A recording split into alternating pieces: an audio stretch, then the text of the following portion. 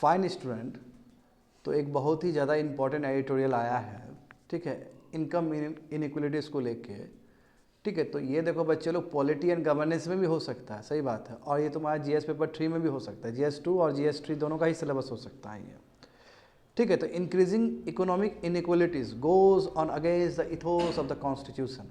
जिस हिसाब से कंट्री में इनकम इनइक्वलिटीज़ बढ़ रहा है, चाहे वो इनकम के टर्म्स में हो, इनइक्वलिटीज़ बढ़ रहा है, चाहे इनकम के टर्म्स में बढ़ रहा हो, चाहे वेल्थ के टर्म्स में बढ़ रहा हो, ये ठीक नहीं है। संविधान में ये सोच नहीं है। संविधान में डीपीएसपी है बच्चों लोग, और directive principle of state policy. तो डीपीएसपी में पूरी तरीके से इक्वलिटी का बात किया गया है, इक्वलिटी ऑफ अपॉर्चुनिटी का बात किया गया है, इक्वलिटी ऑफ स्टेटस का बात किया गया है। अच्छा, प्रियम्बल में बात किया गया ना ये चीज़, मत जिस हिसाब से कंट्री में इनइक्वलिटीज़ बढ़ रहा है, तो कहीं ना कहीं संविधान का जो वैल्यूज़ है उसके अगेंस्ट हो रहा है। बहुत ही अच्छा बाबू, बहुत सुंदर एडिटोरियल जिसमें आंकड़ा भरा हुआ है, डेटा भरा हुआ है। जीएस पेपर 3 इकोनॉमिक, बिल्कुल ये भी सिलेबस हो सकता है। At the same time polity and governance GS paper 2 का भी हो सकता है, दोनों को ही क्लब कर सकते हो। समझते हैं, एक एक चीज़ समझते हैं। देखो, जानते हो कि जस्ट अभी रिसेंट टाइम में हम लोग कॉन्स्टिट्यूशनल डे मनाए हैं, नवंबर 26, 2024 को मनाए ना, हाँ, और 75 साल हुआ हमारा संविधान लागू हुए हमारे इंडिपेंडेंट कंट्री में, सही बात है। अब बताओ हमारा विजन क्या है, संविधान का क्या एम्स है कि इगैलिटेरियन सोसाइटी बनाए, बराबर का सोसाइटी बनाए, और यहाँ पे इनकम इनइक्वलिटीज ना रहे लोगों के बीच में। और इसके लिए जानते हो डीपीएसपी भी है ना, पार्ट 3 और पार्ट 4 है कि नहीं है। पार्ट 3 में फंडामेंटल राइट्स, और पार्ट 3 में क्या, पार्ट 4 में क्या है आपका डीपीएसपी। तो डीपीएसपी में पूरी तरीके से दिया गया है। देखो आर्टिकल 38 क्लॉज 2 है, आर्टिकल 39B क्लॉज C है, तो उसमें तो दिया तो गया है आपका कि इक्वल बेसिक लिबर्टी होना चाहिए, इक्वल अपॉर्चुनिटी होना चाहिए, और इस तरह का जो डिफरेंसेस है इनकम इनइक्वलिटी वो नहीं होना चाहिए। तुम यदि आर्टिकल 38 क्लॉज 2 को देखोगे तो उसमें कहा गया कि स्टेट का ये जिम्मेदारी है कि इनइक्वलिटी ऑफ इनकम को क्या करे, रिड्यूस करे, ताकि सब आदमी को बराबर राशि मिल सके, पैसा मिल सके। इनइक्वलिटी इन स्टेटस, फैसिलिटी और अपॉर्चुनिटी को रिड्यूस करे, ये स्टेट का जिम्मेदारी है। हाँ, ये अलग बात है कि डीपीएसपी इन्फोर्सेबल नहीं है, ये दूसरा विषय है। हाँ, उसी तरह देखोगे आर्टिकल 39 क्लॉज C, उसमें बोला है कि स्टेट का ये जिम्मेदारी है कि कंसंट्रेशन ऑफ वेल्थ होने ना दे, वो ऐसा इकोनॉमिक व्यवस्था क्रिएट ना हो जाए स्टेट में जिसकी वजह से कंसंट्रेशन ऑफ वेल्थ हो, और मीन्स ऑफ प्रोडक्शन कुछ ही आदमी तक नहीं सीमित रहना चाहिए। यदि ऐसा होता है तो कॉमन डिटरमेंटल होगा, सभी लोगों के लिए दिक्कत हो सकता है। तो डीपीएसपी का बहुत सारा आर्टिकल चीख चीख के ये बोल रहा है कि इकोनॉमिक अपॉर्चुनिटी होना चाहिए सभी के लिए, इनकम इनइक्वलिटीज बिल्कुल भी नहीं होना चाहिए, सही बात है ना, यानी कि इकोनॉमिक इनइक्वलिटीज बिल्कुल भी नहीं होना चाहिए। बताओ 75 साल हो गया संविधान लागू हुए हुए, और फिर भी अभी का स्थिति देखो बहुत खराब है स्टूडेंट। अच्छा, हम समझते हैं कि कोई प्राइवेट वाला, प्राइवेट एनजीओ या प्राइवेट बॉडी कोई आपको आंकड़ा दे तो समझ में आता है। अरे सरकारी आंकड़ा भी कहता है कि इनकम इनइक्वलिटी बहुत ज़्यादा बढ़ रहा है हमारे कंट्री में। गिनी कोएफिशिएंट लगातार बढ़ते चला जा रहा है स्टूडेंट। गिनी कोएफिशिएंट मतलब इकोनॉमिक इनइक्वलिटी बहुत बढ़ते चला जा रहा है, जो कि तुमको यहाँ समझ में आएगा बहुत अच्छे से। देखो सुप्रीम कोर्ट का जजमेंट बच्चे लो, अब देखो कई बार Supreme Court, number of judgment में सुप्रीम कोर्ट ये बता चुकी है। जैसे एक एग्जांपल दे रहे हैं 1982 में डीएस नकारा वर्सेस यूनियन ऑफ इंडिया। इसमें सुप्रीम कोर्ट ने कहा कि जो बेसिक फ्रेमवर्क है सोशलिज्म का, जो संविधान में जो सोशलिज्म का बात जो किया गया वो क्या है, एक्चुअल में डिसेंट स्टैंडर्ड ऑफ लाइफ होना चाहिए लोगों का। स्टेट का ये जिम्मेदारी है कि कम से कम जो रोटी कपड़ा मकान और शिक्षा और स्वास्थ्य है ना, ये होना ही चाहिए। डिसेंट स्टैंडर्ड ऑफ लाइफ मिलना चाहिए वर्किंग पीपल का, समझे ना। सोशल सिक्योरिटी होना चाहिए, वेलफेयर स्टेट बनना चाहिए, ऐसा सुप्रीम कोर्ट ने 1982 में एक जजमेंट दिया था। उसके बाद देखो फिर 1996 में एक कोई केस हुआ, उसमें कोर्ट ने कहा है कि देखिए ऐसा है, प्रियम्बल हो चाहे फंडामेंटल राइट्स हो चाहे डीपीएसपी हो, सभी को देखेंगे तो उसमें एक ही सेम स्वर में कहा गया है कि सोशल ऑर्डर इगैलिटेरियन होना चाहिए, सोशल और इकोनॉमिक जस्टिस होना चाहिए, डिग्निटी ऑफ इंडिविजुअल होना चाहिए, इक्वल अपॉर्चुनिटी मिलना चाहिए, इक्वल स्टेटस होना चाहिए। यानी कि साफ साफ तुम्हारा पूरी तरीके से इक्वलिटी का ही बात किया गया, चाहे डीपीएसपी का बात करो, चाहे प्रियम्बल का बात करो, चाहे फंडामेंटल राइट का बात करो। तो सुप्रीम कोर्ट ने बोला है। ये देखो 1997 में समाथा बहुत इंपॉर्टेंट है ये, समाथा वर्सेस स्टेट ऑफ आंध्र प्रदेश। इसमें सुप्रीम कोर्ट ने सोशलिज्म वर्ड को इंटरप्रेट किया अपने हिसाब से और कहा कि देखिए सोशलिज्म वर्ड का मतलब होता है जो इनइक्वलिटी है इनकम में, इनइक्वलिटी में जो इनइक्वलिटी है इनकम में उसको रिड्यूस करना, यानी कि इक्वलिटी प्रोवाइड करना इनकम में। तो इस सोशलिज्म वर्ड को इंट्रोड्यूस सोशलिज्म वर्ड को सुप्रीम कोर्ट ने क्या किया, री इंटरप्रेट किया था 1997 में Samatha versus State of Andhra Pradesh case में, समझ गए ना। और कहा कि इक्वल अपॉर्चुनिटी मिलना चाहिए ताकि सोशल ऑर्डर क्या हो, इगैलिटेरियन, सब बराबर लोग रह सके। तो सोशलिज्म का इंटरप्रिटेशन समझ गए ना। रिसेंट टाइम में जानते हो प्रियम्बल में फिर से सोशलिस्ट वर्ड का फिर इंटरप्रिटेशन हुआ ना सुप्रीम कोर्ट के द्वारा कि सोशलिस्ट वर्ड केवल इकोनॉमी तक ही सीमित नहीं है। ये रिसेंट टाइम में हुआ था, जिसका एडिटोरियल हम पढ़ा चुके हैं बच्चे लोग को। अब यहाँ पे देखो क्यों इतना बड़ा बात उठ रहा है, क्यों इतना बड़ा बात कर रहे हैं हम लोग इनइक्वलिटी का, तो तुमको समझ में आ जाएगा बच्चे लोग इस आंकड़ा से। देखो थॉमस पिकेटी का ये आंकड़ा है, रिसर्च है, रिसर्च पेपर है, और बढ़िया समझना, थोड़ा सा आराम से बताएंगे ये चीज़। देखो चलते हैं ब्रिटिश के टाइम में। देखो ब्रिटिश के टाइम में 1930s की बात है, 1930 की बात है, जब सीडीएम हो रहा था हमारे कंट्री में, सीडीएम हो रहा था ना, सिविल डिसोबीडियंस मूवमेंट। तो देखो 1930s में जो टॉप 1% अर्नर थे हमारे भारत में, उसमें कुछ अंग्रेज भी होंगे, कुछ इंडियंस भी होंगे। जो टॉप 1% जो अर्नर थे वो लगभग उसके पास 21% टोटल इनकम था। बताओ देश का कितना बड़ा बात है, समझ में आ रहा है।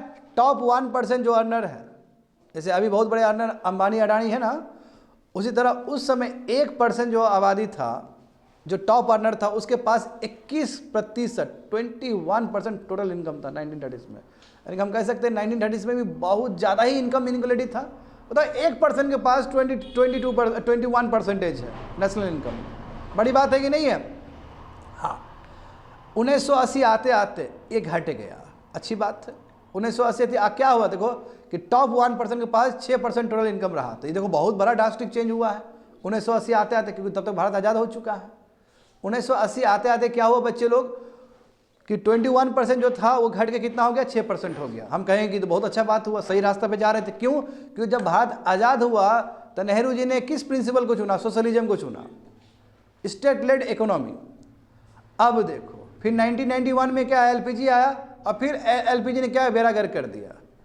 अभी तुम खुद देखो मोर देन 2 डिकेड, यानी कि इकोनॉमिक रिफॉर्म्स होने के बाद 2015 का आंकड़ा है बच्चे लोग, टॉप 1% वाले जो लोग सब है, बताओ फिर 22% उसके पास टोटल इनकम आ गया। यानी कि ब्रिटिश का जो 1930s का जो चीज़ था वो फिर से अभी फिर से आ गया, रिपीट हो गया ना। इसका मतलब क्या हुआ, this tantamount the inequality situation worsen than the pre independence, यानी कि पहले जो था उससे भी बुरा स्थिति हो गया। हाँ जो ब्रिटिश के टाइम में था उससे भी बड़ा स्थिति हो गया। ब्रिटिश में 21% था, अभी 22% हो गया। टॉप 1% का समझ रहे हो ना। और उतना ही नहीं बच्चे लोग, और देखो अभी का मैं बताता हूँ 2024 का, अभी रिसेंट आंकड़ा मैं बता रहा हूँ। टॉप 1% के पास कितना इनकम है, 22% टॉप 1 के पास। और उसके पास चलो इनकम है, वेल्थ कितना है बताओ, वेल्थ ज़्यादा होता है इनकम से। संपत्ति बताओ, टॉप 1% के पास जो संपत्ति है वो 40% संपत्ति है। ओह माय गॉड, समझ रहे हो, ये कंट्री में कुछ ज़्यादा ही इनइक्वालिटी आ गया है स्टूडेंट। मतलब 1% मुट्ठी भर आदमी कंट्री का, और उसके बाद 40% नेशनल वेल्थ का। ये तो मतलब एक अलग ना अध्याय हो जाएगा यहाँ से फिर। ये तो बहुत बड़ा इनइक्वालिटीज है। इसलिए रिपोर्ट क्या लिखा गया, देखो रिपोर्ट में इंडिया इनकम इनइक्वालिटी 1922 से 2015, यानी कि ब्रिटिश राज से बिलियनियर राज। अभी बिलियनियर राज है, और जो कॉमन आदमी है वो मर रहे हैं, और क्या। देखो यहाँ पे, अच्छा चलो ये तो तुम कहोगे कि सर ये तो था थॉमस पिकेटी का था आंकड़ा, कुछ सरकारी आंकड़ा बताइएगा तब ना हम मानेंगे। तो देखो सरकारी आंकड़ा भी तुम्हारा 2022 में एक रिपोर्ट था बच्चे लोग, economic advisory council to the prime minister, उनका था। यानी कि प्राइम मिनिस्टर को यदि कोई इकोनॉमिक एडवाइजर दे रहा है तो वो तो आंकड़ा सरकारी आंकड़ा ही होगा। इसमें क्या बोला गया, पीरियडिक लेबर फोर्स सर्वे के हिसाब से देखोगे, 19-20 के हिसाब से देखोगे बच्चे लोग, हमारे कंट्री में देखो जान के तुम लोग दंग हो जाओगे कि 10% ही लोग ऐसे हैं, 10 पूरा इंडिया में वर्किंग फोर्स 10% ही ऐसे लोग हैं जो 25,000 से ज़्यादा कमाते हैं, या कम से कम 25,000 कमाते हैं। 90% लोग ये भारत में ऐसे हैं वर्किंग एज वाले जो 25,000 से कम कमाते हैं। समझ में आ ही गया होगा कितना इनकम इनइक्वालिटीज है। यानी कि 10% जो लोग हैं जिसका मंथली वेज कितना होता है, 25,000 से ज़्यादा होता है, और 90% जो लोग हैं इसका मतलब 25,000 से नीचे होता है। तो बहुत बड़ा ही गैप है। उतना ही नहीं, और आंकड़ा देखो ठीक से, ये आंकड़ा तुम्हारा ये वर्ल्ड इनइक्वालिटी लैब का आंकड़ा है तुम्हारा, उसमें इंडिया के बारे में लिखा गया है। 2022 और 23 में, बढ़िया सुनना, 2022 और 23 में 90% जो बिलीनियर जो था यहाँ पे लोग, 90% बिलीनियर, 100 आदमी है तो 90% जो आदमी बिलीनियर है वो अपर कास्ट से आता है इंडिया में, वो अपर कास्ट से आता है। तो कास्ट भी ऊपर है, क्लास भी ऊपर है। तो देखो डायरेक्ट रिलेशन हो गया ना क्लास और कास्ट से। क्लास मतलब होता है ना पैसा, अपर क्लास का मतलब क्या हो, पैसा वाला, लोअर क्लास का मतलब क्या, कम पैसा वाला। कास्ट तो जानते हो हायरार्की तुम लोग, वरना सिस्टम तो जान ही रहे हो। 90% जो बिलीनियर है इस कंट्री में 22 और 23 के हिसाब से, वो सब अपर कास्ट से आते हैं। बताओ शेड्यूल ट्राइब से एक भी बिलीनियर नहीं है, जनजाति वाले ट्राइब से एक भी बिलीनियर नहीं है भारत में 22 और 23 के आंकड़े के हिसाब से। और ओबीसी से, ओबीसी अदर बैकवर्ड क्लास, पहले इसका 20% था, वो घट के 10% हो गया। ओबीसी से मात्र 10% लोग बिलीनियर वाले लोग सब है। और शेड्यूल कास्ट से तो बच्चे लोग मात्र 2.6% है। तो कैसे 90% तुम्हारा बिलीनियर केवल अपर कास्ट से आ रहा है? सवाल ये है। देखो 2014 और 22 का आंकड़ा देखोगे तो ओबीसी 20% था कभी 14 में, 20% बिलीनियर वेल्थ था उसका, घटे कितना हो गया, 10% हो गया। और अपर कास्ट का कितना था, 80% था 2014 में, ऊपर कितना हो गया, 90% हो गया।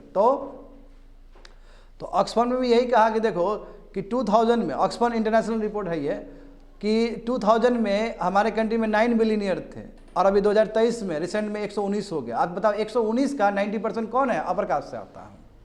तब तो देख रहा है ना, ये डबल वैमी है, कास्ट भी ऊपर और क्लास भी ऊपर।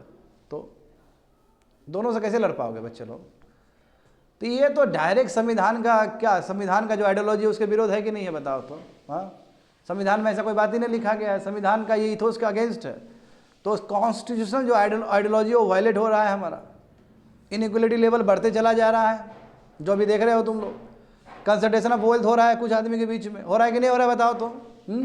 सोशल इनइक्वलिटी, देखो सोशल इनइक्वलिटी है ही, social inequality overlap with economic inequality. एक तो पहले वही क्लास और कास्ट का जो बात कर रहे हैं, जो ओबीसी वाले हैं, जो SC ST वाले हैं, वो नीचे है ना कास्ट में भी, कास्ट हायरार्की में भी, अब बता पैसा भी नहीं है उनके पास। तो वही बोला कि सोशल इनइक्वलिटी पूरी तरीके से इकोनॉमिक इनइक्वलिटी के साथ मैच कर रहा है। ये बहुत खतरनाक चीज़ है। ऐसे एडवांटेज किसको मिल रहा है, जो अपर कास्ट वाले लोग हैं उसको एडवांटेज मिल रहा है। 75 साल हो गया संविधान लागू हुए, मगर ये देखो तो फिर कैसे होगा, पॉलिटिकल डेमोक्रेसी कैसे आएगा फिर? जब तक सोशल डेमोक्रेसी नहीं आएगा, जब तक इकोनॉमिक डेमोक्रेसी नहीं आएगा, कहने का मतलब जब तक सोशल इक्वलिटी नहीं होगा, जब तक इकोनॉमिक इक्वलिटी नहीं होगा, तब तक पॉलिटिकल इक्वलिटी भी नहीं हो सकता, as per BR Ambedkar sir. तो जो संविधान का जो इथोस है वो कहीं ना कहीं डिस्ट्रॉय हो रहा है, जिस हिसाब से इनकम इनइक्वलिटीज़, जिस हिसाब से वेल्थ इनइक्वलिटीज़ बढ़ रहा है हमारे कंट्री में। That's it, completed.